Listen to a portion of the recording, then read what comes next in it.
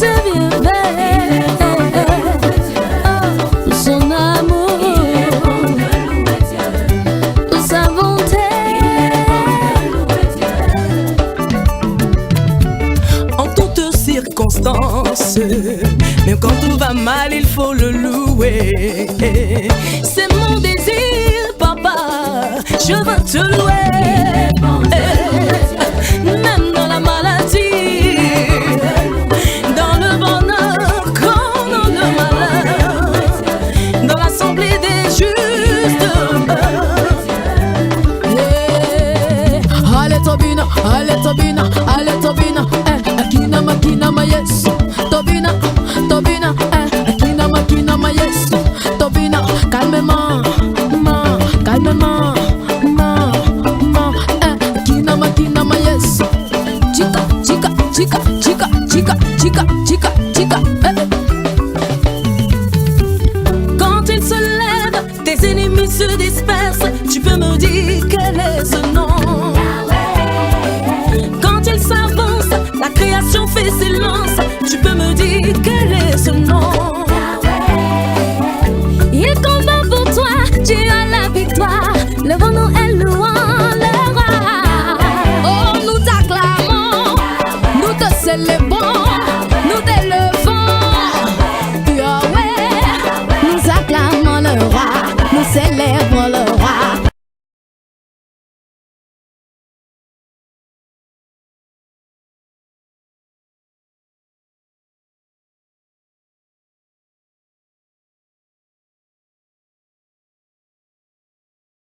Des As, c'est cet espace de temps avec pour rubrique beaucoup de contenu. Et déjà, vous pouvez vous joindre à nous au travers du numéro qui s'affiche sous le bas de l'écran. Un seul numéro à l'ordre du jour, un seul numéro sur votre écran. Vous pouvez nous joindre par SMS uniquement au numéro 671 97 63 67. Alors, nous revenons sur ce panel et nous voulons encore rapidement encore dire un dernier mot sur l'investiture de George Weah qui vient de se clôturer. Est-ce que quelqu'un a quelque chose à dire encore avant que nous passions au premier point?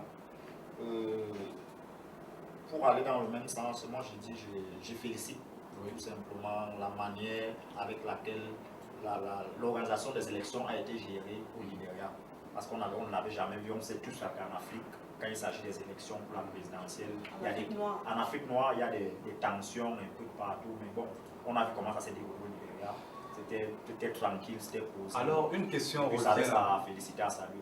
Ok, une question revient. Est-ce que être footballeur, parce que George Weah nous montre, est un exemple typique, parce que beaucoup pensent que si on est footballeur, ça veut dire que certainement on n'est pas là à l'école, on ne peut rien faire d'autre dans la vie. Est-ce que vous avez quelque chose à dire par rapport à cela, M. Boilly? Oui, le statut de George Weah, footballeur de sa qualité, c'est une force. Il faudrait démontrer ici que la politique ne peut ne plus être fermée, rester un cercle auquel il faut avoir fait des études, peut-être pour pouvoir se retrouver là-dedans et aspirer à la gouvernance.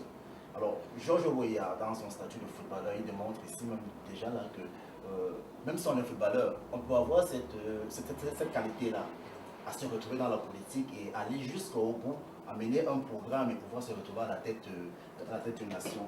Quel est son camp? Ok, Madame Larissa. Oui, je voulais, si je peux rebondir sur ce que Colin vient de dire. Oui, oui. Ce qu'il faut souligner dans cet état de choses, c'est que George Weah a démontré que oui, il est footballeur. Oui. Il faut noter ici qu'il s'est représenté la présidente précédemment. Les portes lui ont été fermées parce que justement, il avait cette étiquette de footballeur sans connaissance politique, sans grande intelligence, entre guillemets, je me permets de le dire. Mais il s'est mis en retrait, il a fait une formation plutôt accélérée mais très intense. Ce qui démontre maintenant que son programme était en adéquation avec les réalités même de son pays. Parce qu'on ne va pas tomber de nulle part et venir dire qu'on prétend... Je vous redonne la parole, je mets de l'eau à votre moulin, Madame Larissa. Oui. Justement, je voudrais déjà, d'entrée de jeu, vous poser la question de savoir qui peut être président de la République. Est-ce que tout le monde peut devenir président de la République? Mais dans votre intervention tout à l'heure, vous avez dit il a fait une formation accélérée. Oui, mais bien intense. Mhm. Vous savez, la politique n'est pas un domaine dans lequel on s'essaie. La politique, il faudrait d'ailleurs avoir un prérequis, déjà des connaissances, des bases assez assises. Oui. Si déjà, par le passé, vous avez eu peut-être une formation divergente de la politique, il serait bon et il sera souhaitable de se rapatrier du côté-là dans un domaine qui va mieux vous étayer dans le domaine politique. Les portes ne sont pas fermées. Au Cameroun, il a dit qu'il faut avoir 32 ans, il faut savoir parler, écrire français ou anglais, et tout un tas de Donc ça veut choses. dire déjà que C'est ouvert tout du le monde moment ne où peut on a pas des prières devenir, écrites. tout Oui, le il faut monde ne peut d'abord pas au moins atteindre devenir un président certain de la âge. République. Oui, à 12 Mais ans, on peut 22 ans. avoir là, 32 ans sans toutefois savoir écrire ou alors parler. Je voudrais rebondir en une minute. Oui, Bon, ce que je voulais dire, c'est que je voudrais que les gens, les uns et les autres, sortent de certaines considérations. Ça, c'est l'ancienne conception des choses, en fait. On n'a jamais dit quelque part parce qu'on est footballeur ou alors On ne parce peut qu'on pas. est ceci, on Attends, ne peut pas voilà, avoir des c'est- aspirations voilà, présidentielles faut ou préciser ça. présidentialistes. Non. ok. Ça, c'est le Rappelons-le un peu à nos téléspectateurs. Je vous redonne la parole, je vous relance, M. Ebo. Rappelons-le à nos téléspectateurs, quelles sont les conditions éligibles pour être président de la République? Pour être président de la République, c'est simple. Tout le monde, on l'a appris à l'école. Mais tout le monde n'est pas allé à l'école. Toutes ses facultés Oui. mentales Oui. Et et morales. morales. Mhm.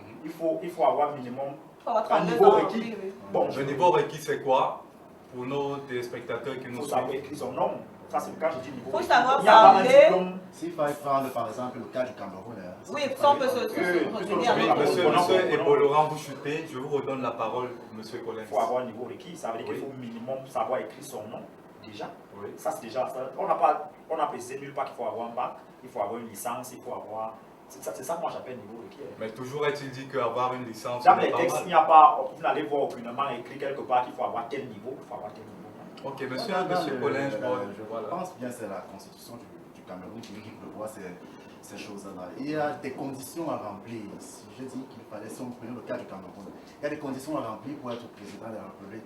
On a dit par exemple qu'il fallait avoir 32 ans au Cameroun, il faut savoir parler l'une des deux langues officielles, Français ou soit le anglais. français et l'anglais.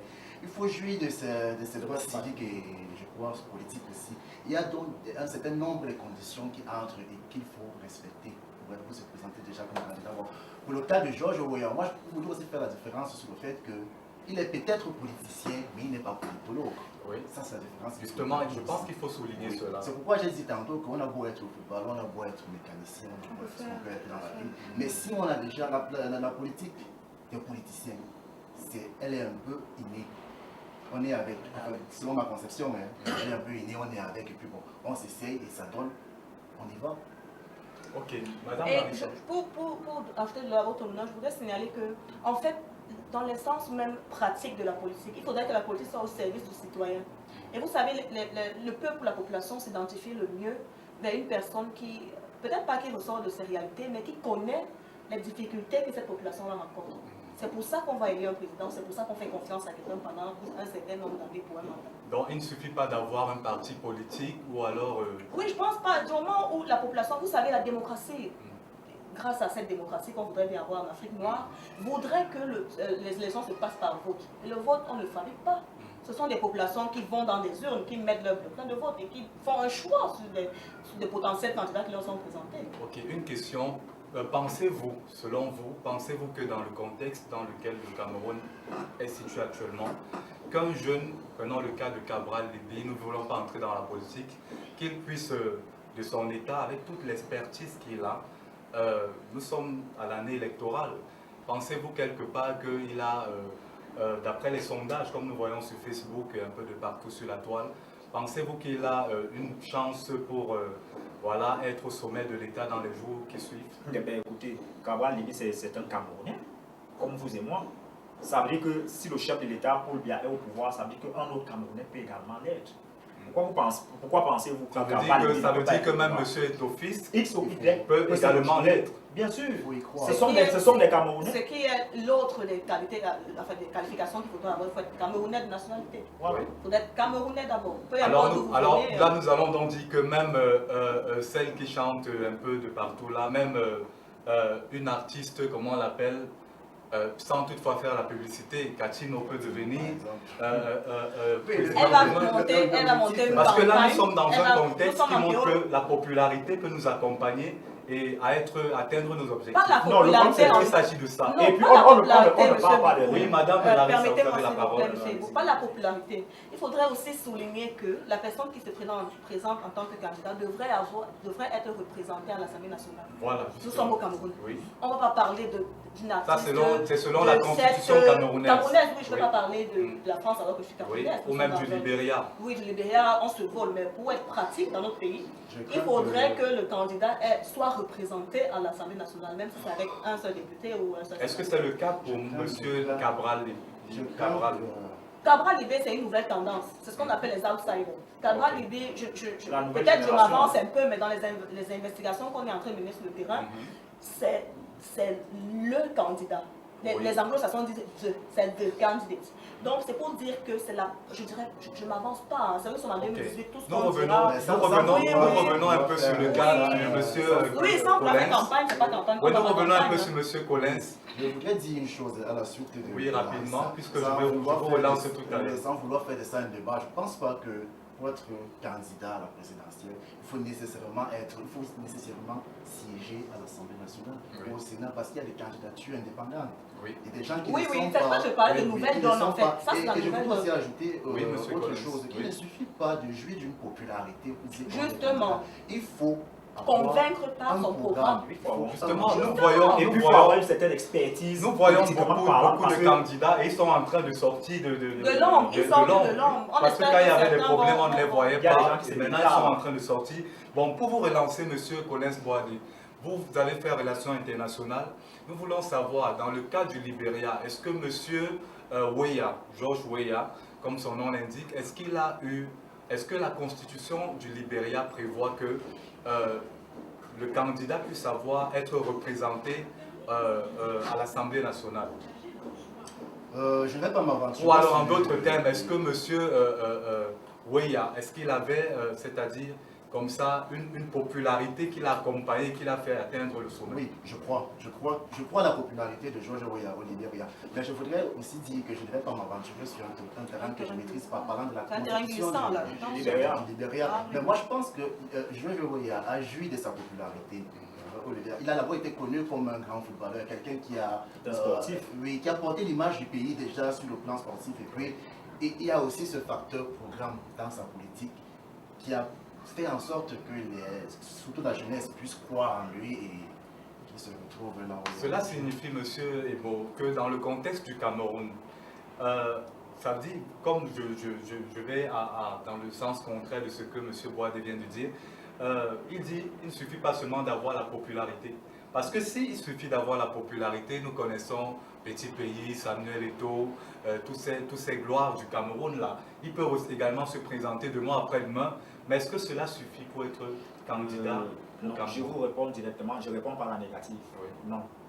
Et La pourquoi? popularité seule ne Oui. peut pas On ne aider fait pas de à être fanatisme président. dans la politique. Vous savez, parce que George Weah, il a eu un programme politique, il a en politique depuis. Hein. Peut-être que certaines personnes l'ont connu, peut-être ces dernières années, mais c'est un gars qui est dans la politique depuis. George Weah a été sénateur au Libéria. Oui. Ça veut dire que politiquement parlant, il était déjà assis. Ce n'est pas quelqu'un qui sort de nulle part, qui s'est retrouvé là. Il a un CD politique. C'est de cela qu'il Madame s'agit. Larissa, un dernier mot là-dessus, peut-être.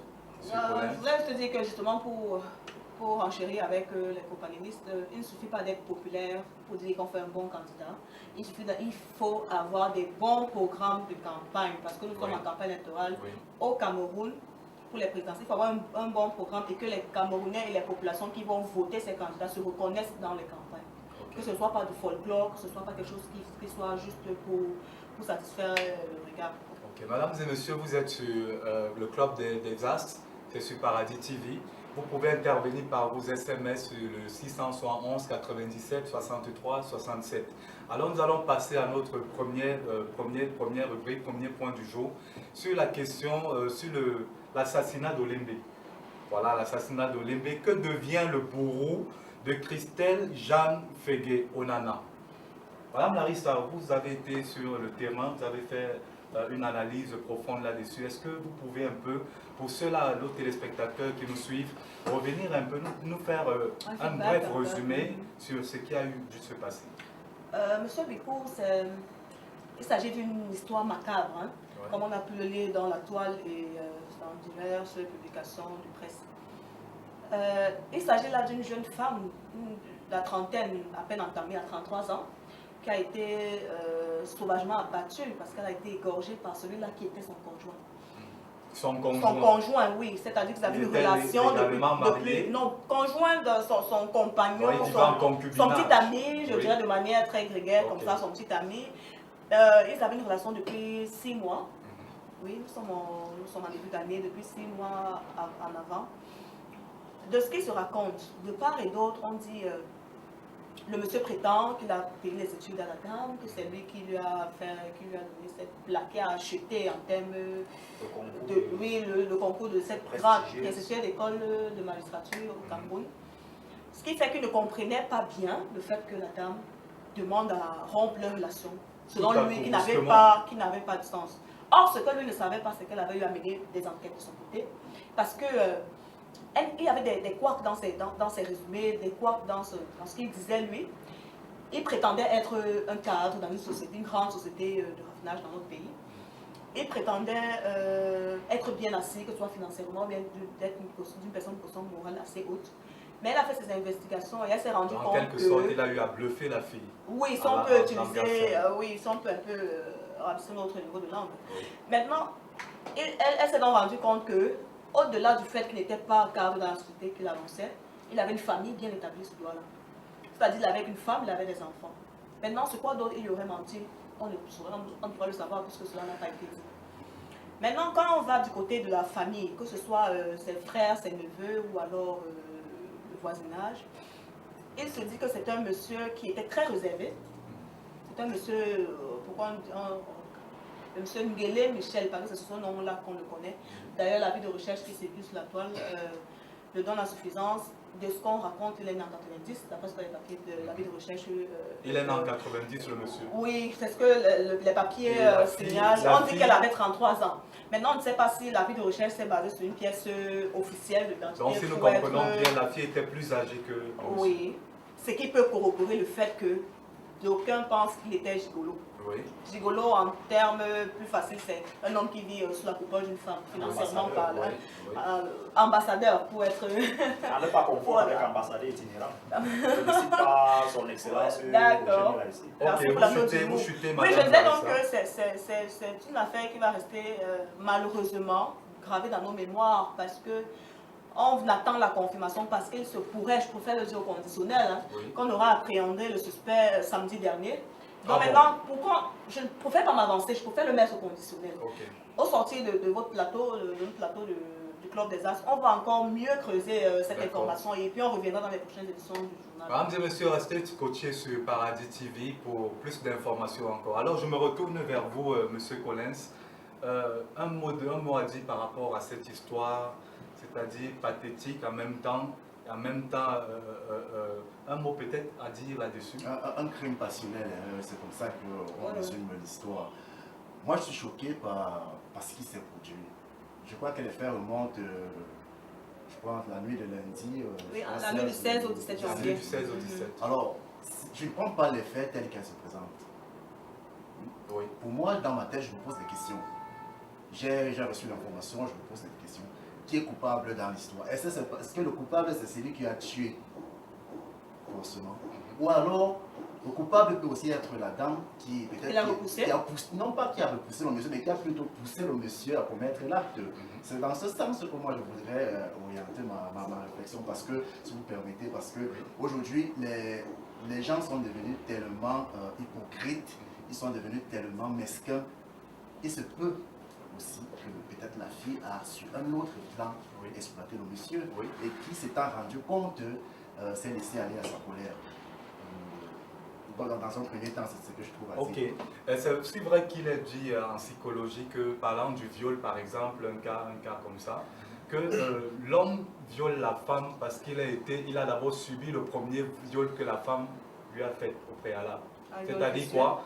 À l'œil nu, l'homme est violé, la femme viole l'homme par son habillement et ses tendances non décentes. Et du coup, quand on attrape le monsieur en train de violer la femme, cela signifie que, et on mène des enquêtes, on essaye de voir l'environnement dans lequel les deux se trouvaient. On essaye question de remonter Oui, les s'il vous tues. plaît. Donc, vous voulez dire en psychologie Donc nous que voulons arriver là à un fait. on Je reviens, justifie le viol. je reviens à ce que disait M. Collins tout à l'heure. Avant peut-être de poser cet acte, il y a des choses qui se sont passées et certainement l'homme s'est retrouvé tellement choqué et pour bannir la colère en lui, s'est retrouvé en train de En train d'être assassin, en train d'être un recherché. Je ne voudrais pas qu'on Oh là là. je ne voudrais pas qu'on On a ce débat, c'est encore une histoire pendant, mais de là, qu'on se limite un peu. Non, au nous sport. faisons Non, juste mais une analyse attention, C'est des une faits. actualité que moi j'ai suivi de bout en bout On ne comme peut tout pas. Camerounais. Oui, allons-y, monsieur. Les responsabilités ne peuvent pas être établies dans ce genre de choses parce qu'il y a eu mort d'homme. Et quand il y a mort d'homme, On attend ce que la Là, justice c'est va certain. trancher. Et là, c'est simplement. On a certain. pris. On en disconvient. oui, on ne peut plus chercher à savoir Et là, ça maintenant, est-ce que boucle c'est le la débat. femme, est-ce que c'est la femme qui amène le monsieur à se comporter. Ouais, je voudrais Ah, rappeler sur ce mais plateau que nous c'est sommes moi là. qui suis le modérateur et je vais vous passer la parole, monsieur Collins. Alors, monsieur Laurent, vous chutez rapidement.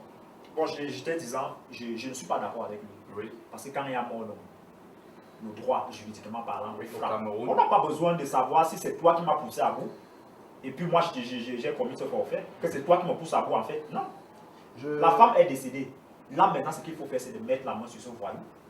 Tout simplement. On n'a pas besoin de savoir si c'est la... Ah, monsieur, Et de là-bas, maintenant, Est-ce les que interrogatoires vous ne pensez qui pas que- seront menés vont nous renseigner davantage. D'accord, nous sommes tous d'accord sur le fait qu'il y a mort d'homme et cela renverse toute la tendance de l'histoire, même si l'homme avait totalement raison. Si vous permettez, Oui, monsieur, Nous ne sommes pas sur ce plateau pour faire porter un jugement quelconque. Oui. Oui. Nous sommes là pour On regarde, nous analyser sommes dans les les faits. analyses. Monsieur, essayer monsieur d'analyser- Laurent, laissez essayer le d'analyser, juger, s'il essayer vous plaît. d'analyser les faits. Et pour moi, ce qui est curieux dans cette histoire, c'est que hier soir encore, je suivais un débat sur ce sujet-là dans une radio, que je ne vais pas nommer ici pour éviter les faits de publicité. Alors, il savait, j'ai beaucoup de respect pour la défunte, croyez-moi, il savait cependant que les gars ont passé la journée ensemble. Ils ont même Et, tiré. paraît-il, c'est pendant la journée que la fille a déclaré au monsieur qu'elle ne voulait plus de la relation. Mais comment se fait-il que les gars se retrouvent encore ensemble dans la la soirée? Le monsieur est revenu à la maison et la dame a accepté qu'il entre et que le monsieur se retrouve dans sa chambre. C'est bizarre. Il y a de quoi se poser des questions. Très bizarre, très bizarre. Et aussi, nous voulons ajouter que c'est une histoire l'histoire commence avec le manque de confiance, puisque nous voyons un monsieur qui vient draguer une femme pour dire en langage du quartier et ne lui dit pas sincèrement la vérité, il ne se présente pas tel qu'il est. Il donne tout le mensonge est présenté sur toute la ligne.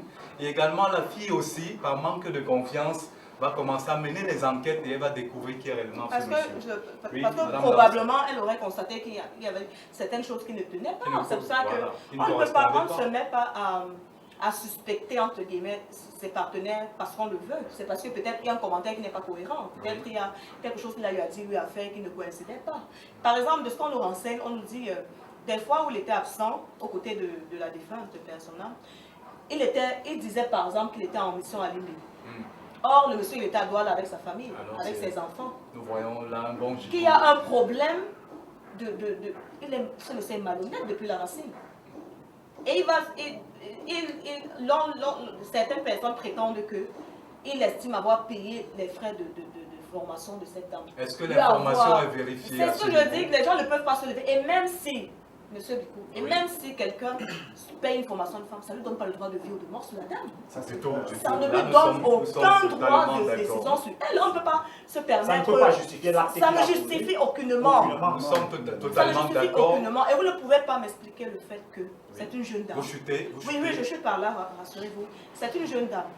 Elle a rencontré un monsieur, elle s'est dit non, peut-être elle va fonder quelque chose et tout. Il est normal que dans une relation, quand ça ne va pas, on y mette un terme. Pas, je ne pense pas qu'il y ait problème à épiloguer dessus de point à Ok, ce qu'on a. merci on a Madame dit, Larissa. Nous allons revenir là-dessus, mais nous voulons déjà dire une question remonte. Est-ce que, parce que nous sommes dans des faits sociaux, il peut aussi avoir des histoires où il y a des femmes matérialistes parce qu'elles ont vu une cible, elles ne veulent pas lâcher la cible parce qu'elles sont objectives. Peut-être aussi c'était le cas de cette femme.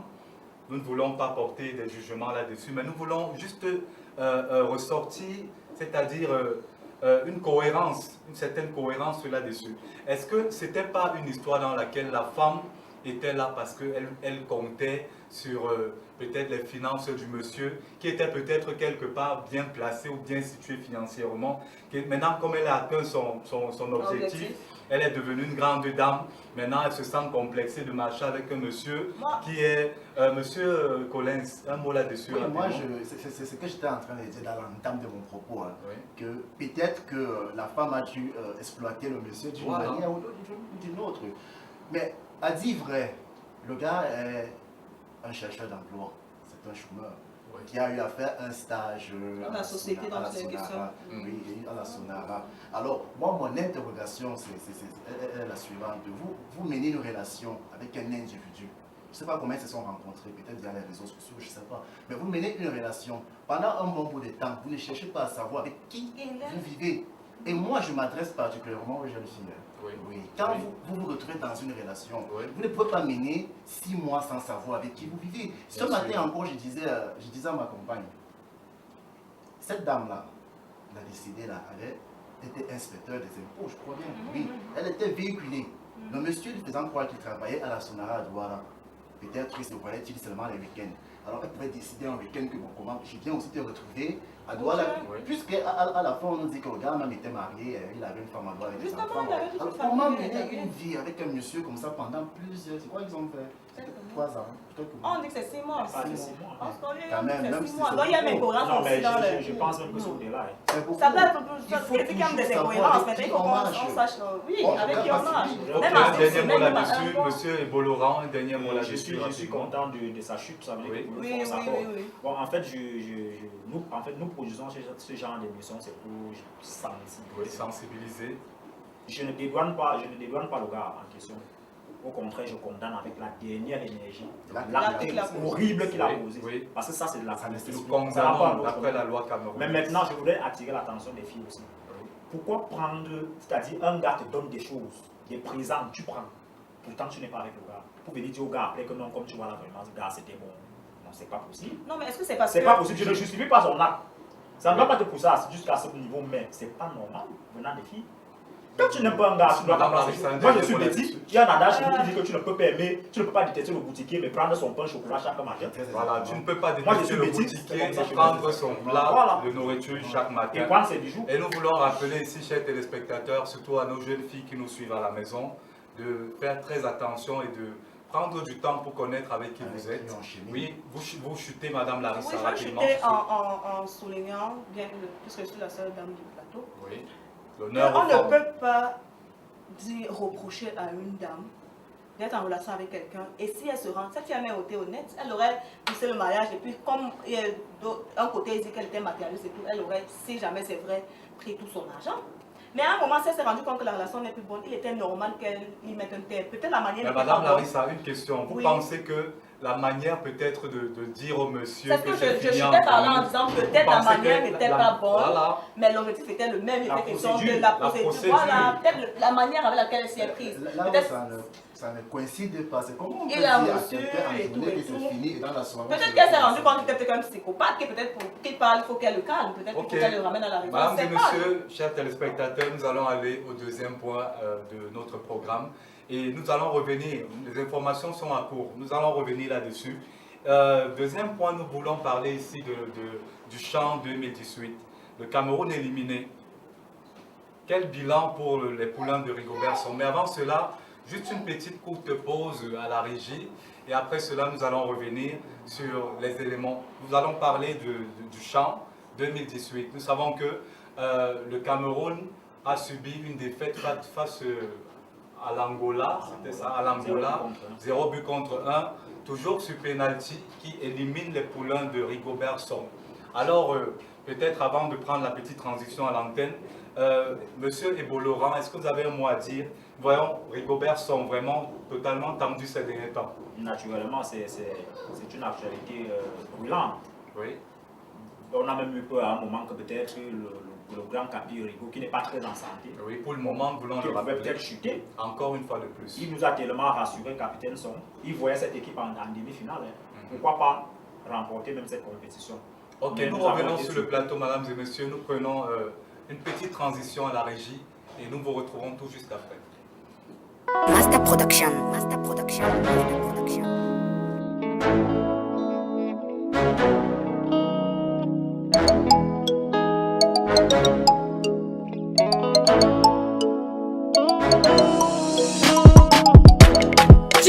tu joues la vie. Pourtant c'est la vie qui te joue, la vie qui te joue. On vient te prêcher la bonne nouvelle, mais tu nous lances les cailloux, Au lieu de cimenter ta place pour le paradis, tu m'y bats. Jésus a dit que si tu l'indemnises, il va t'aider là-bas. Tu dis que tu joues la vie, pourtant c'est la vie qui te joue, la vie qui te joue. On vient te prêcher la bonne nouvelle, mais tu nous lances les cailloux, Au lieu de cimenter ta place pour le paradis, tu m'y bats. Jésus a dit que si tu l'indemnises, il va t'aider là-bas. Jeune du monde, c'est à toi que je m'adresse. Ne profite pas de ta jeunesse pour commettre toutes ces maladresses. Tu fumes, tu bois et tu mènes une vie de débauche. Le Djambolo Congo ça, tu sais bien où tout ça débouche. Tu manques de respect à tes parents, néglige tes études. Avant tu priais tous les jours, mais tu en as perdu l'habitude. Tu passes ton temps sur Instagram, Snapchat, Facebook et WhatsApp. Dès que chanson chrétienne passe à la télé ou radio, tu zappes. Tu dis que tu joues la vie, pourtant c'est la vie qui te joue, la vie qui te joue. On vient te prêcher la bonne nouvelle, mais tu nous lances les cailloux, Au lieu de cimenter ta place pour le paradis, tu m'y bats. Jésus a dit que si tu l'indemnises, il va t'aider là-bas.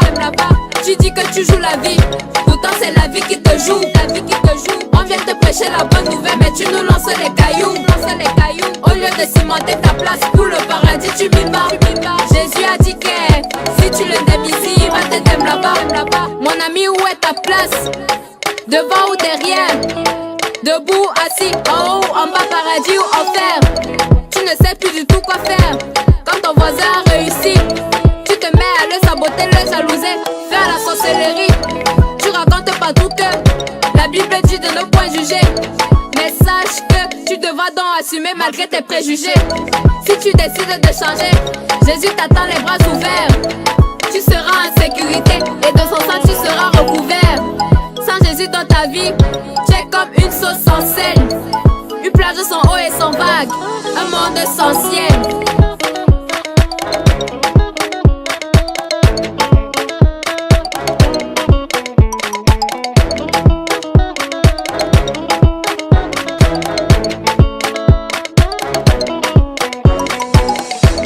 Tu dis que tu joues la vie, pourtant c'est la vie qui te joue, la vie qui te joue. On vient te prêcher la bonne nouvelle, mais tu nous lances les cailloux, Au lieu de cimenter ta place pour le paradis, tu m'y bats.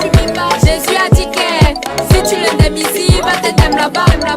Tu dis que tu joues la vie, pourtant c'est la vie qui te joue, la vie qui te joue. On vient te prêcher la bonne nouvelle, mais tu nous lances les cailloux, Au lieu de cimenter ta place pour le paradis, tu m'y bats. Jésus a dit que si tu l'indemnises, il va t'aider là-bas. Jésus a dit que si tu l'indemnises, il va t'aider là-bas.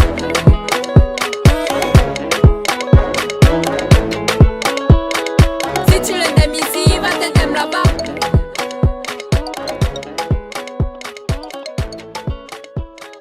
Si tu l'indemnises, il va t'aider là-bas.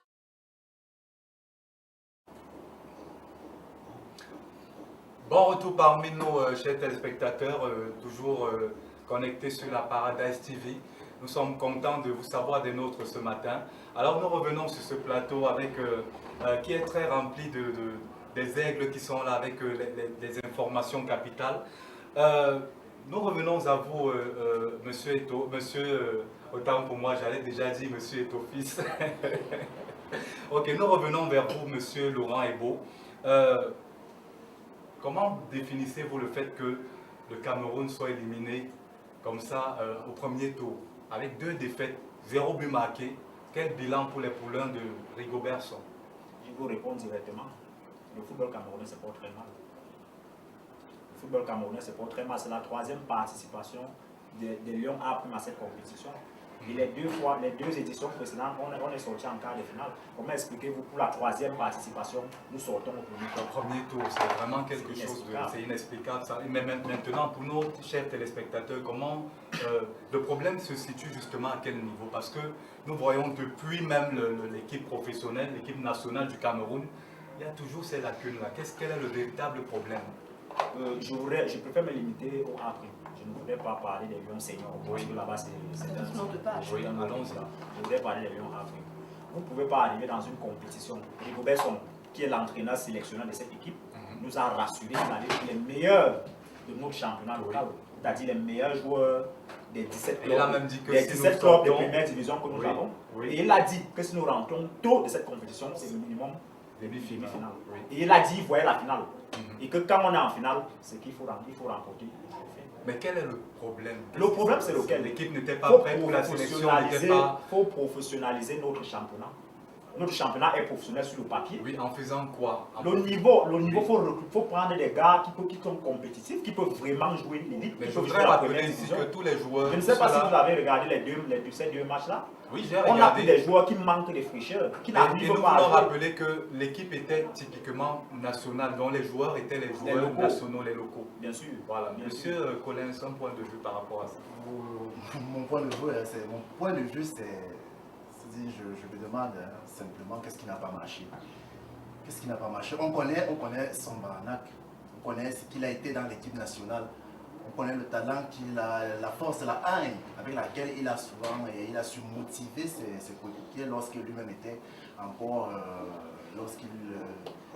il jouait encore. Bon, ce qu'il faut aussi reconnaître, c'est que le football camerounais, vraiment, ça va de mal en pire. Ça va de mal en pire. La CHAN 2018, là, qui est en train de Oui, le CHAN 2018. Le CHAN, le championnat, autant pour moi, qui est en train de se dérouler actuellement. Il faut se reconnaître que là, à ce niveau-là, les A' n'ont pas eu suffisamment de temps de préparation. Parce qu'au Cameroun, on aime trop les choses. Justement, de la monsieur première Collins, minute, là. pourquoi justement toujours ce problème-là, problème de temps, problème de temps? Est-ce qu'il ne faudrait pas peut-être orienter cette question du côté de la FECAFOOT, qui a les moyens financiers et matériels, qui devrait mettre à la disposition de nos équipes, afin que ceux-ci puissent avoir le temps. Mais qu'est-ce qui suffisamment fait de temps défaillance? pour- Est-ce que c'est le manque d'infrastructures appropriées pour cela? La Est-ce que préparation même en elle-même, telle qu'on le voit ici en Afrique, la préparation des équipes ne se fait pas souvent c'est-à-dire à domicile. Oui. On sait généralement que les équipes sortent. Alors s'il faut parler d'infrastructure, je crois qu'il y a la possibilité de sortir et d'aller faire des préparations. Oui, rapidement. Bon, je voulais souligner ceci. Oui. Nous avons des joueurs vieillissants qui jouent dans notre championnat. Nous parlons là de la chambre. De Bien l'équipe sûr, A', je vais en venir, de je l'équipe commence A'. par... Puisque les gars qui constituent nos Lions A', c'est des gars qui jouent au pays. Oui. C'est des gars qu'on a pu sélectionner dans les blocs ici. Oui, oui. C'est pour ça que je dis, c'est des gars, les gars sont vieux. Ils sont vieillissants. C'est des gars qui ont joué dans 5 clubs. Ils sont vieillissants. Ah Ce bon? qui fait qu'il n'y a plus cette Mais vous ne pensez pas que le fait de jouer dans Il n'y a pas 3 cette clubs énergie. peut faire d'eux des professionnels? Non. Ou alors, Étant vous êtes en donné- train étant de donné le remettre, niveau- ou alors vous êtes en train de remettre en exergue le championnat camerounais? Bien sûr, je remets en cause même le niveau de ces gars. Ça veut dire que Nous le n'avons pas de championnat au Cameroun. Je suis Mais désolé, comment vous pouvez dire excusez-moi. ça? Est-ce que vous êtes d'accord, madame Larissa? Moi, je Nous n'avons voudrais pas de peut-être championnat au revenir, Cameroun, je suis désolé. Je voudrais peut-être revenir lorsqu'il dit que les gars de l'équipe A', ce sont des gars, ils sont plutôt jeunes, tout frais. Moi, je voudrais prendre le cas de Boni Elamé, Oui. qui est un jeune que je suis depuis un certain temps à distance. Il est dans l'équipe de Dragon, une équipe nationale justement. Si à côté de lui, il y a la deuxième division, voilà, il est assez jeune, ce garçon n'a pas 23 ans. Quand vous le côtoyez, c'est un jeune homme qui a une once de talent, c'est-à-dire qu'il bosse et Il a déjà joué peut-être dans qu'il est en combien de baisse de clubs? forme parce qu'il a eu à...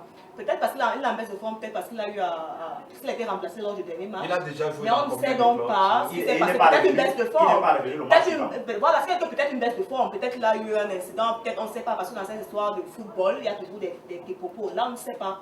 Je voudrais pas entrer dans les débats selon lesquels il est peut-être côté par-ci, côté par-tel, côté par-tel. Non, mais vous savez, quand on va... Maintenant, quand la on va- compétition en elle-même. Oui, madame Larissa, vous chutez rapidement. Oui, je chute parce que pour revenir sur le championnat qui se Oui. passe au Maroc, pour le CHAN en lui-même, les Camerounais ont voulu tester un peu, ont voulu voir de quoi Rigobert serait capable en tant qu'entraîneur. Justement. Parce que la dernière fois qu'on a vu Rigobert, il était encore joueur. Parce Oui. qu'on Non, ferme mais la nous voulons parenthèse où il rappeler allait se que former. nous l'avons vu au Il Tchad. était encore... Nous avons vu Rigobert entraîner l'équipe tchadienne. C'est ce que je dis donc au Oui. Cameroun, là-bas nous sommes à l'extérieur. Ah, d'accord. Il est revenu au Cameroun en tant qu'entraîneur principal d'une équipe assez Oui. connue. Une équipe A', c'est la petite sœur de l'équipe nationale, ça Oui, on le sait oui. tous.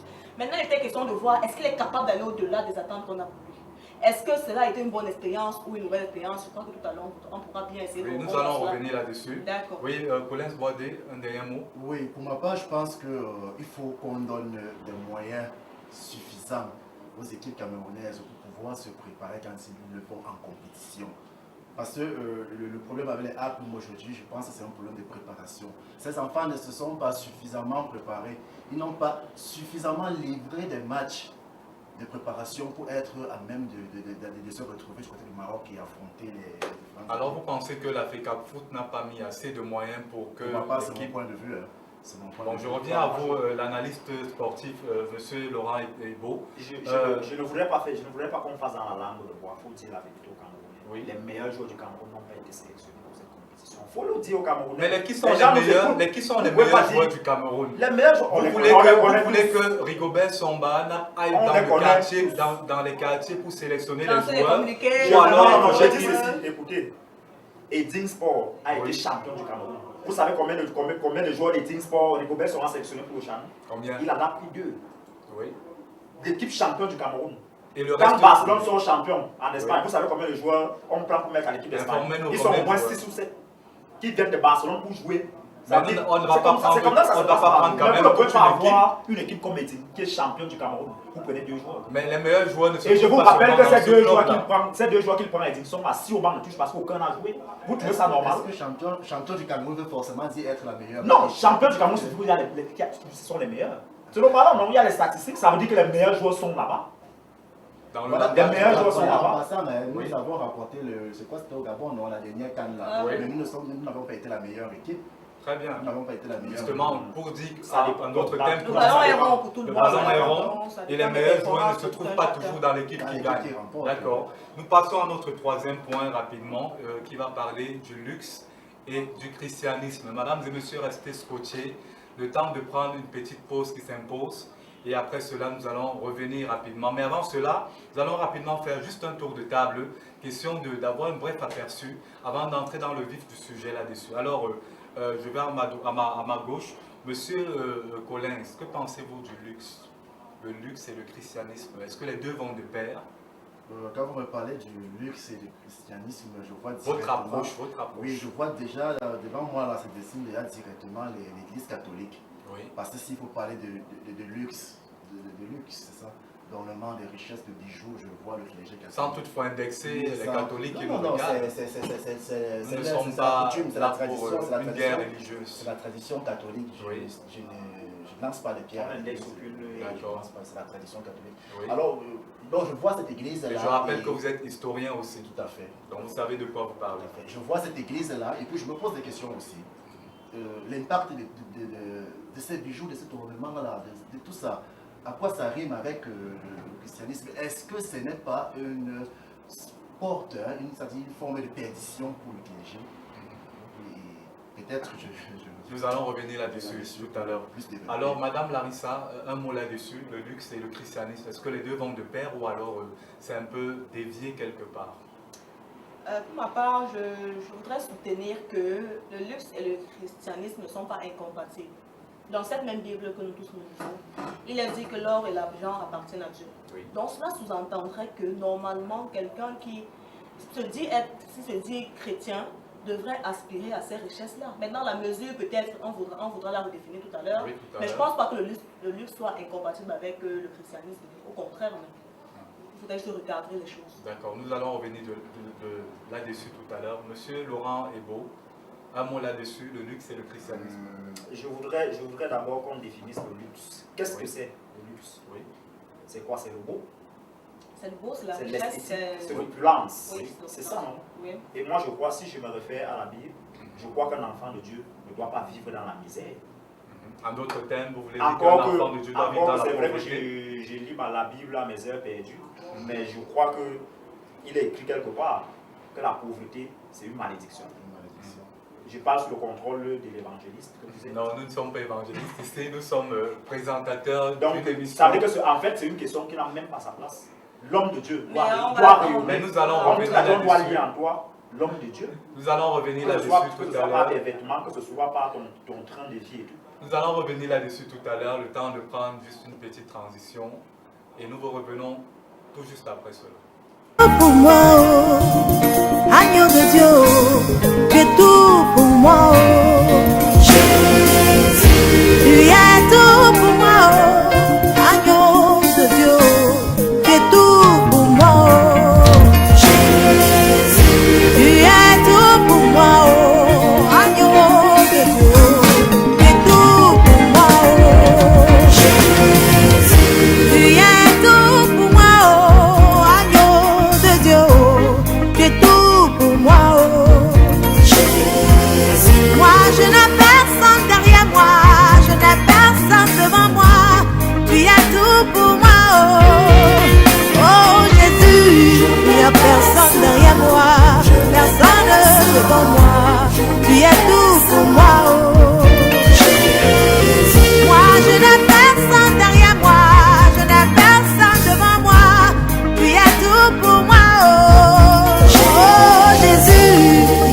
personne derrière moi, personne devant moi.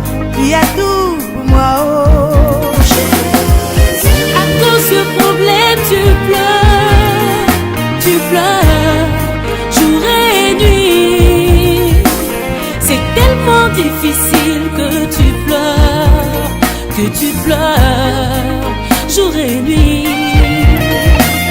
Ne mets pas ta foi en un homme, car l'homme, il peut te trahir. Mais mets plutôt ta foi en Jésus, et tu verras qu'il agira. Oh, seulement dis-lui qu'il n'y a personne derrière toi, il n'y a personne devant toi, il est tout pour toi. Oh, dis à Jésus qu'il n'y a personne derrière toi, personne devant toi, il est tout pour toi. Oh, Jésus.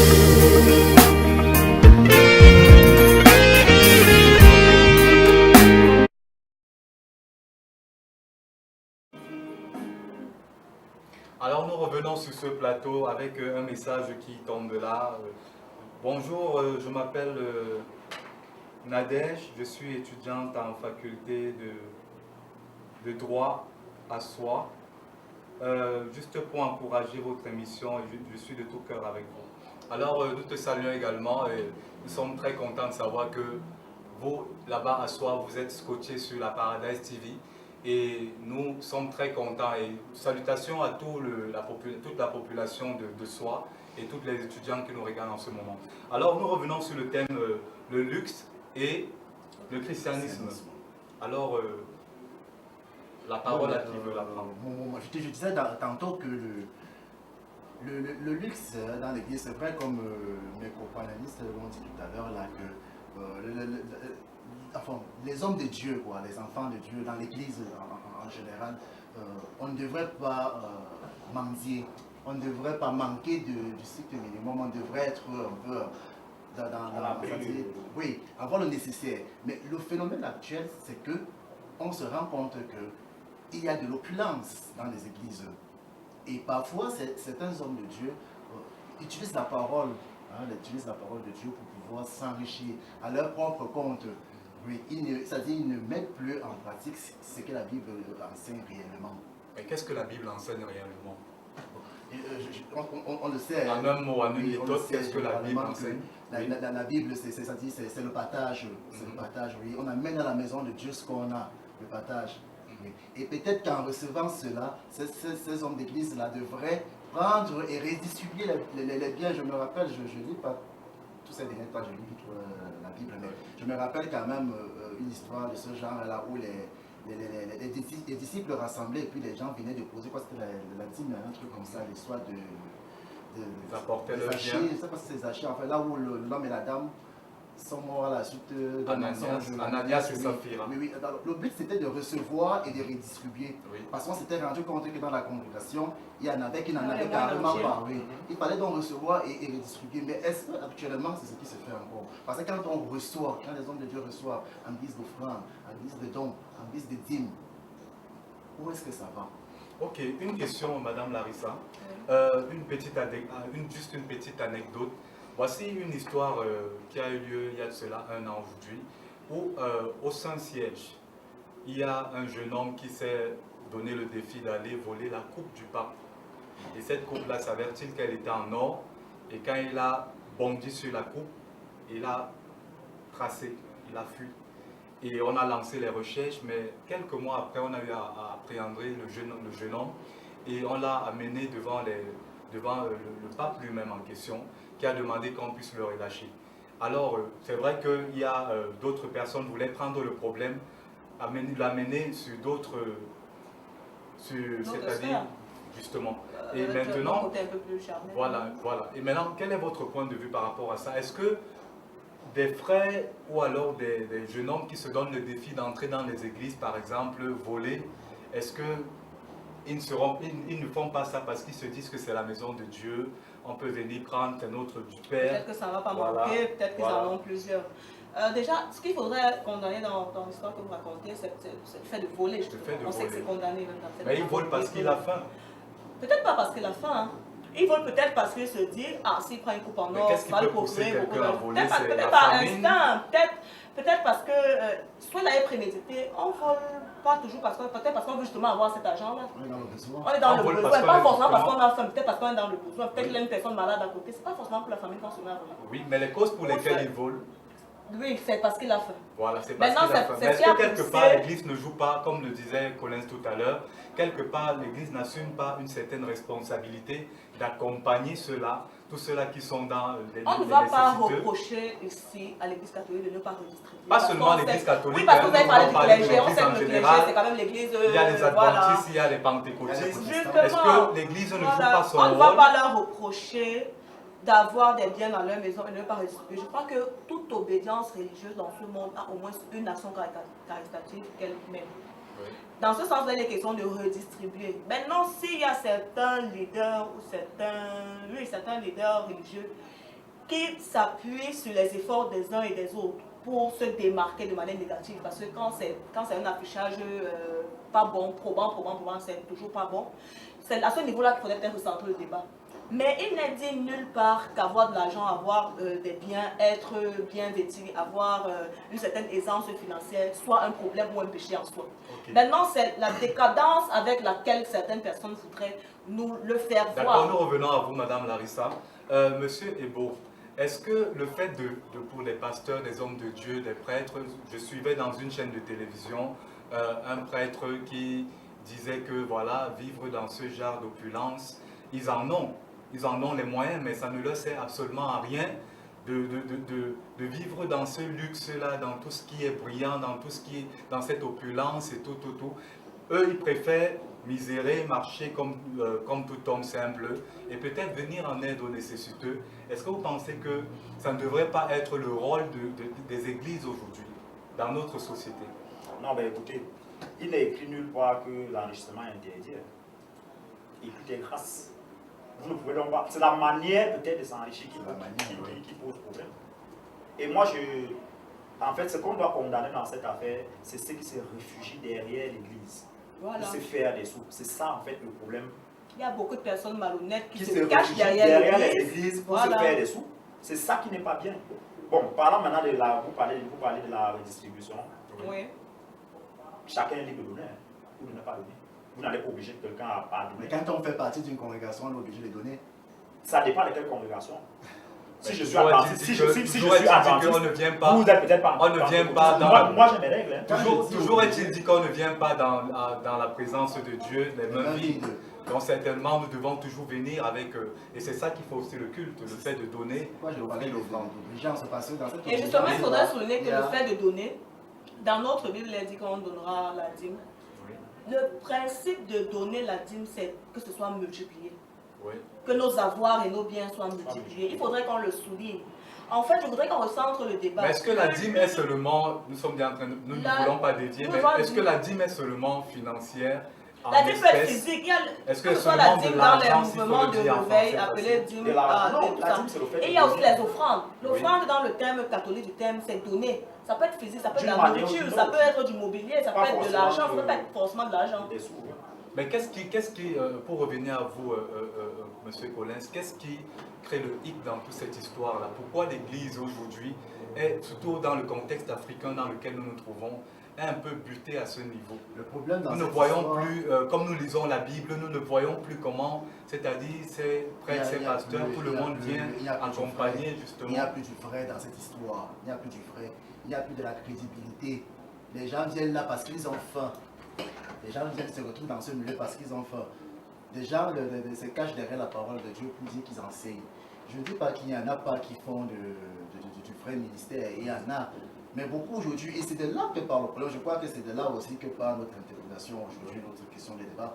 C'est parce qu'il y en a qui ont dévié le but premier de cette histoire-là. Oui, c'est ça le problème.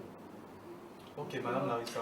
Oui, pour enchérir avec ce que Collins vient de dire, c'est vrai qu'il y en a qui ont alors interprété les Saintes Écritures dans le mauvais sens. Dans le sens le plus, je sais pas, le plus noir qu'il soit, permettez-moi l'expression. Mais vous ne pouvez pas m'expliquer que dans une église ou un leader qui est censé justement diriger son peuple, il y a un écart entre ses biens à lui, l'expression qu'il en fait, le genre de manifestation matérielle qu'il démontre, et son peuple qui est toujours au plus bas. On devrait sentir justement qu'il y a une certaine sérénité quand les deux côtés sont peut-être pas au même niveau, mais au moins sont à un niveau assez acceptable. On ne peut pas comprendre que dans une telle église où le leader a plus de 4 voitures, où le leader a une maison, on ne va pas dire couvrée d'or, mais où il a quand même, voilà ce qu'on appelle, je ne vais pas dire la luxure parce que c'est un terme très péjoratif dans notre contexte, mais on ne peut pas dire que ce leader-là vit dans une aisance financière intense. Alors que dans la même église où il est leader, dans son peuple, il y a des gens qui ont la difficulté à prendre le taxi. Où ils sont en train de se redemander 200 francs pour rentrer chez eux après le culte de quelle bénédiction dont on parle. Moi, je suis contre les chrétiens se disent que non, on est chrétien, l'humilité a fait ci, a fait ça. Non, l'humilité n'est pas l'humiliation. Toujours est-il dit que l'humilité précède la gloire. Oui, mais l'humilité n'est pas l'humiliation. Il faudrait que les chrétiens se rendent compte de cela. Est-ce qu'il faut donc s'humilier à tout moment et voilà, courir tout au long de la rue disant que je suis un enfant de Dieu et qu'on ne voit pas les résultats là sur toi? Mais en même temps, Laurent, tout à l'heure, vous avez dit que vous avez parlé de pauvreté, vous avez dit que voilà, la pauvreté est une malédiction. Est-ce qu'en même temps, donc, est-ce que selon vous, le luxe est une bénédiction ou alors c'est une malédiction également? Écoutez, je ne suis pas sur ce plateau pour faire un procès soit des pasteurs qui disent du tout, nous ne sommes pas là pour ça. Je veux qu'on reste dans les analyses. Voilà. Moi, je pense que c'est Dieu qui permet. C'est Dieu qui permet. Et il est le seul qui peut nous dire pourquoi il fait certaines choses. Pourquoi il permet que moi je sois pasteur et que je sois bien. Et que les membres de mon église aillent à pied et tout. Moi, je ne sais pas. Ça, la vie est ainsi faite. C'est des choses qu'on a trouvées. Vous n'allez pas changer le monde. Sauf si vous voulez vivre hors de la société. Donc vous encouragez le fait que... société et vous vivez là-bas. Donc vous encouragez le fait qu'il y ait des pasteurs. Pour dire en français facile ce que vous êtes en train de dire, il y a des pasteurs. Vous encouragez le fait qu'il y ait des pasteurs qui vivent dans l'opulence et ayant des brebis. On dépend des moyens de leur fidèles. Je n'encourage pas, mais j'ai dit c'est Dieu qui permet. Ok, c'est Dieu qui permet. Un mot, monsieur Collins. Oui, c'est Dieu qui permet. C'est comme si mon copanéliste était en train d'encourager le déséquilibre social qui puisse exister dans l'église même. C'est comme s'il soutenait le fait que d'aucuns sont nés pour souffrir, tandis que d'aucuns sont nés pour vivre. Non, je n'encourage pas. Mais quel est votre point de vue par rapport à ça? Dieu est-il le Dieu de ceux-là qui sont devenus riches? Et n'est-il pas le Dieu de ceux-là qui sont pauvres? Le problème, c'est qu'on aura Dieu est le Dieu de tout le monde. Oui. Des riches ou des pauvres. D'ailleurs, il est dit dans la Bible que Dieu, n'a pas créé ses enfants pour souffrir. Oui. Alors, si Dieu n'a pas créé ses enfants pour souffrir, cela veut dire que tout le monde doit être aisé. Oui. Ou du moins d'un niveau Et maintenant, la question maintenant qu'on doit se poser, c'est pourquoi il y a des pauvres? Pourquoi y a-t-il Parce que c'est Dieu qui permet. C'est la question à laquelle... C'est pour ça que j'ai tout simplement en un mot que c'est Dieu qui permet. permet. Pourquoi y a-t-il donc les pauvres? Est-ce que la pauvreté, et comme M. Laurent vient de le dire, la pauvreté est une... C'est pas moi qui le dis. C'est pas selon la Bible qu'il a dit. Je me permets, si je peux me permettre, M. Biko. Et puis aussi, il faudrait signaler qu'il y a certains chrétiens, dans leur conception profonde, pour eux, le christianisme, c'est l'humiliation, c'est la pauvreté. C'est-à-dire, ils se disent que non, le sacerdoce, c'est vraiment être débraillé à tous les niveaux, ne même pas avoir, non, que tout ce qu'on a, c'est pour donner là-bas. Mais Dieu ne se manifeste pas chez quelqu'un qui ne laisse pas la pureté s'exprimer en lui. Nous voyons des églises dans lesquelles il faut vraiment s'humilier à fond. Ne même pas se brosser les dents, mettre une tenue qui arrive à la cheville et cette personne va venir prier qu'elle veut, elle veut un mari. Comment le mari va venir te trouver si ta tenue même ne l'amène pas? Oui, on est spirituel, mais pour que quelque chose de spirituel se passe, il faut bosser, il faut d'abord qu'il te voie physiquement. Pour dire que ouais, Seigneur, je ne sais pas si c'est la dame que tu as réservée pour moi, mais dans mes prières, permet. Mais si quand il se retourne, il voit que non, ma soeur de l'église là, elle est bizarrement, elle est comme ça. Ta tenue ne sert pas, c'est Dieu qui t'envoie le mari. Non, mais c'est Dieu qui envoie, mais cela peut être retardé. On sait bien qu'il y a des personnes sur le table quand rien n'est favorable. On ne peut pas repousser, on ne demande pas d'être dénudé. Loin de là, ne vous inquiétez pas. Je suis bien vêtue, mais je ne suis pas. La Bible le dit, à Dieu appartient, c'est à Dieu que revient, il est souverain, c'est à lui que revient la volonté, c'est-à-dire toutes les décisions parfaites. Mais est-ce qu'il n'y a pas, nous sommes les humains, est-ce qu'en tant qu'homme, il n'y a pas une certaine procédure pour atteindre, c'est-à-dire l'équilibre vital, si on peut le dire ainsi? C'est-à-dire comment vivre, comment avoir les procédures pour nous amener à vivre, à atteindre une vie normale, aisée, peut-être pour cette femme qui cherche un mari.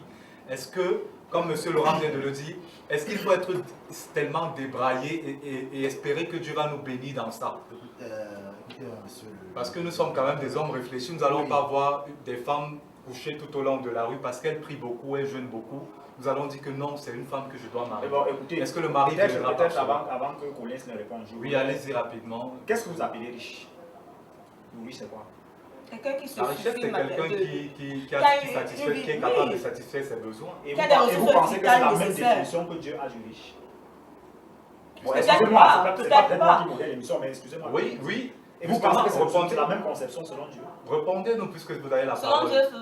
Selon Dieu, celui que vous appelez riche ici, vous dites qu'un pasteur est riche. Vous n'êtes pas celui qui devant Dieu est riche. C'est quoi la richesse? C'est donc quoi la richesse? Il n'y a pas mieux que la richesse spirituelle. Selon votre approche, c'est quoi la richesse pour nos téléspectateurs qui nous suivent? Ce sont les connaissances bibliques. Selon Dieu. Selon Dieu. Donc il suffit pour vous d'avoir la connaissance. C'est pas les biens matériels. Donc il suffit d'avoir la connaissance biblique pour vous accaparer de la richesse. Oui. Et maintenant, si vous êtes riche spirituellement, est-ce que cela signifie que même matériellement, ça ne doit pas se manifester? Non, parce que nous pensons que c'est quand tu as des biens matériels que tu es riche. Non, mais personne, moi je ne pense pas que quelqu'un... S'il vous plaît, nous allons vous passer la parole. Nous relançons M. Laurent Ebo. Vous voulez encourager nos téléspectateurs qui nous regardent de rester prier chez eux, lire leur Bible le matin, midi, soir, de ne pas sortir chercher du travail, de ne pas faire d'efforts, de réciter toute la Bible de Genèse à Apocalypse. Et selon, d'après vous, il va recevoir toutes les... La manne va tomber du ciel en quelque sorte. Non, la manne ne tombe pas du ciel. Je vous ai posé une question, mais vous ne m'avez pas répondu. Je vous ai posé la question de savoir qu'est-ce que vous appelez riche. Donnez-moi une définition de richesse. Vous m'avez dit que c'est l'accumulation des biens matériels, c'est qu'on est dans un certain confort, une certaine opulence. C'est ça la richesse. C'est une forme de... Ça, c'est la définition de la richesse. Et maintenant, selon Dieu, le riche c'est qui? C'est celui qui est spirituellement assis. Ok, monsieur Collins, un mot là-dessus, rapidement. Moi, je pense que définir la richesse selon le fait qu'on possède des biens matériels n'est pas tout à fait faux. Hein, parce que ça c'est une conception. C'est même ça la richesse, on ne va pas réinventer les mots. On peut dire, on va pas la faire la différence. Il a la parole, monsieur Collins a la parole. Nous vous relançons. C'est là où je veux en venir. Nous vous relançons, monsieur Laurent. C'est là où je veux en venir. Tout à l'heure, en off, on avait une petite conversation, on parlait du français où on disait que le français les femmes sont moteurs. C'est qu'on peut dire que pour définir un terme, il faut le situer. Il faut le mettre dans son contexte. Vous dites donc que si quelqu'un définit la richesse comme étant une forme de possession du matériel, c'est pas faux. C'est vrai. Encore qu'il faut donc savoir dans quel contexte. Dans quel contexte? La question, dans quel contexte? Ça, c'est la société. Encore que c'est même le philosophe qui définit la richesse. Je pense que jusqu'ici, c'est moi le modérateur de ce matin. Alors, oui, vous chutez rapidement, monsieur Collins. Nous allons relancer avec le madame. Même que dans la Bible, on a vu des hommes reconnus riches parce qu'ils avaient du matériel. Oui. À l'exemple peut-être de, je crois, Salomon, qui a été riche parce qu'il avait du matériel. Et la Bible mentionne même quelque part qu'il était suffisamment riche. Il a demandé à Dieu la richesse ou la sagesse. Raison pour laquelle même encore dans la Bible, ça veut dire que si je comprends bien, pour la richesse, c'est les biens matériels, c'est ça? Pas forcément. Non, excusez-moi, je voudrais comprendre. C'est un côté de cette richesse. On arrive, monsieur Laurent. Et je pense que l'objet de notre débat, c'est les biens matériels dont on parle. Le livre dont on parle, c'est les biens matériels. Et le rapport du christianisme. Raison pour laquelle, en commission modérateur, je vais chuter, raison pour laquelle il est toujours dit dans la Bible que Dieu lui a dit que ma maison ne manque de rien. C'est un terme de biens matériels, je pense bien. Moi, je ne suis pas... La Bible, on lit... Je ne voudrais pas qu'on prenne la Bible. Je vous relance. Non. Si vous prenez la Bible au premier degré, vous allez vous désagréger. Laurent Loti nous permet. Tout dans la Bible. Monsieur Laurent Loti, je vous relance tout à l'heure. C'est philosophique. Ça veut dire que ne prenez pas ça au premier degré parce qu'on dit que ma maison ne doit pas... Nous voulons rappeler ici... C'est pas la richesse profonde. Nous voulons rappeler ici que en tant que philosophe, en tant que psychologue, en tant que religieux, nous avons tous les mêmes approches, mais nous n'avons pas les mêmes finalités. Alors, pour relancer le débat, Madame Larissa, vous pensez que si nous continuons à lire nos Bibles, comme M. Ebo le dit tout à l'heure, nous allons acquérir la richesse spirituelle, certes. Mais maintenant, est-ce que nous allons sortir acheter du pain avec des cailloux, avec la prière? Selon vous, quelle est votre analyse? Pas pour répondre à M. Loti, mais pour souligner la remarque qu'il a eu à faire. Toute personne normalement constituée aspire à être bien, que ce soit financièrement ou matériellement. On ne va pas se lever un matin On dort quelque part où on n'a pas de toit, le vent nous tape, la pluie nous mouille et on est à l'aise dans ça. Non mais excusez-moi, ce serait être hypocrite de l'affirmer, monsieur Loti. Oui, on a besoin des biens spirituels, c'est une évidence. Toute personne devrait d'abord être bien assise du côté spirituel pour aspirer à des biens physiques et matériels. Dans cette même Bible, il a dit que Dieu bénit nos efforts. Personne ne va se coucher chez lui, prier que Seigneur, je veux le travail. Seigneur, je veux le mari. Seigneur, je veux une épouse. Rester, mettre la couverture sur sa tête et attendre que cela vienne cogner à sa porte. Non.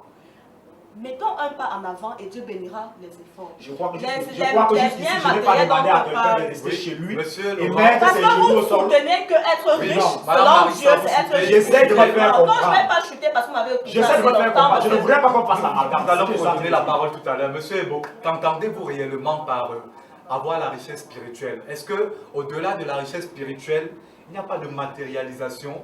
Pourquoi donc Dieu serait-il donc fou de nous créer dans ce corps qui a besoin d'un certain nombre de ressources pour être équilibré? Ça veut dire que ça, c'est une question en deux volets que vous me posez. Je réponds à la première question. Réponse, oui. Qu'est-ce que j'entends par richesse spirituelle? Oui. Je réponds en un mot. C'est la connaissance du bien et du mauvais. C'est ça la richesse spirituelle. C'est-à-dire, je sais ce que j'ai à faire et ce que je ne dois pas faire. Et vous pensez que selon le contexte biblique. Selon le contexte biblique. Oui. Et la deuxième question, c'était quoi?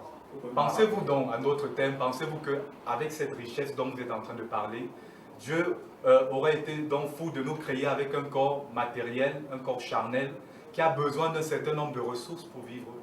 Je crois que jusqu'ici, je n'ai demandé à personne de rester chez soi, prier Dieu et attendre que la main tombe du ciel. Je n'ai jamais dit. Qu'est-ce que vous êtes en train de dire? Si je le dis, ça veut dire que ça s'appelle le culte du moindre effort. Je ne suis pas de cela. Qu'est-ce que vous êtes en train de dire? Je dis ceci. Il n'y a pas meilleure richesse que la connaissance du bien et du mauvais.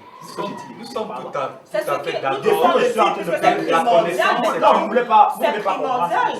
La connaissance est une richesse. Tout le monde devrait bosser son Maintenant, nous parlons de l'opulence, nous parlons de l'argent, nous parlons de l'or, des voitures, des biens matériels, tout ce luxe-là, l'opulence dans lesquels ces hommes de Dieu qui sont suffisamment riches spirituellement manifestent également. Et vous pensez que ceux qui n'ont pas les biens matériels, c'est parce qu'ils ne sont pas les enfants de Dieu? C'est la question que nous Non, si vous répondez à ma question, le débat s'arrête. C'est la question que nous sommes en train de poser, monsieur Laurent. Monsieur le modérateur, si vous permettez, pour revenir vraiment dans notre thème, moi je pense que le fait d'avoir cette abondance-là, cette richesse exorbitante là, dans nos églises aujourd'hui a permis à ce qu'on se retrouve avec des charlatans comme ça entre guillemets. Des imposteurs. C'est des imposteurs, c'est ça le problème aujourd'hui. Ces imposteurs-là ne sont-ils pas riches spirituellement, comme Laurent Ebo le dit? Ça ne pourront pas l'affirmer parce que ne connaissent-ils pas le bien et le mal? Je ne voudrais pas entrer dans ce Nous pensons que de prime abord, puisqu'ils connaissent les versets bibliques, ils les récitent et tout, vous pensez qu'ils ne connaissent pas le bien et le mal? Ils sont riches parce que s'ils font voir les choses... Non, et ne pensez pas que... D'après l'approche de M. Laurent... Ils connaissent la parole de Dieu, ils connaissent la Bible. Et comme on le dit toujours, la Bible est un couteau à deux tranchants. Et vous pensez que parce qu'ils ont les biens matériels, ça veut dire qu'ils sont des enfants de Dieu? Moi, je voulais qu'on prenne ça de tous les sens. Et c'est pour ça que je vous ai dit, ne prenez jamais la Bible au premier degré. J'ai peur que vous vous déshabillez, marchez là, comme on voit les autres en haut. Okay, monsieur tout est philosophique dans la Bible. Tout est philosophique. Vous êtes d'accord? Ce n'est pas parce que vous avez les milliards aujourd'hui que vous pensez que devant Dieu vous êtes riche, non? Je maintiens ce que j'ai dit. C'est justement ce qu'on s'évertue à dire. Le thème qu'on a voulu aborder aujourd'hui, c'est luxe et christianisme. Ce qu'il faudrait comprendre, c'est que les gens devraient d'abord... Je pense que c'est un problème de mentalité, monsieur Loti. Ce n'est pas un problème de spiritualité ou bien de qui voit la Bible d'un thème philosophique ou pas. C'est un problème de mentalité. On peut avoir le milliard, mais se comporter de la manière la plus ignoble que ce soit. On peut avoir une richesse incommensurable, mais ne pas s'occuper de son prochain. C'est de ça dont je l'ai question. Maintenant, on peut être... Nous allons recadrer le débat. Nous allons recadrer, recentrer notre thématique de cet après-midi, le luxe et le christianisme. Je pense qu'il est d'abord important de définir ce qu'on entend par luxe. Rapidement, en quelques mots, monsieur, nous l'avons dit à l'entame de notre... Qu'est-ce que le luxe? Pour ma part, c'est simple. Le luxe, c'est le paraître, c'est de jouir, c'est-à-dire d'une certaine opulence. Un bien-être. Bon, pas forcément, pas seulement Monsieur Laurent, vous aurez la parole. Laissez-le continuer. C'est autre chose. Moi, je pense pour moi, le luxe, ça renvoie à la possession du matériel, aux bijoux, à l'or, je ne sais pas moi quoi, aux diamants et autres, à de l'argent. c'est la parure, les habits en or, ça, comme on le voit un peu beaucoup plus chez les catholiques sans vouloir les indexer. Ok, Madame Larissa, rapidement. Oui, aussi juste pour suivre dans ce que Colin est en train de dire. Vous êtes d'accord avec M. Colin? Oui, mais en d'autres termes peut-être. Je dirais le luxe, justement, c'est la manifestation de cette aisance financière matérielle là. Oui. Parce qu'il faut qu'on souligne, un bon chrétien devrait transparaître les prières qui manifestent bien ce qui est écrit dans la Bible.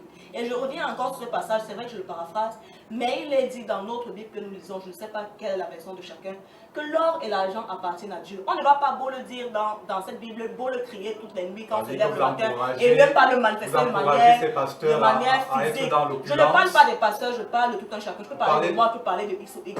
Je ne veux pas indexer les pasteurs, je m'adresse aux chrétiens lambda, puisque notre thème parle de encouragez donc les chrétiens, vous encouragez donc les chrétiens à vivre dans l'opulence, à le manifester. Pas dans l'opulence, mais de ne pas avoir peur d'avoir un certain confort matériel. Venir à l'aide le tout, c'est de la mentalité.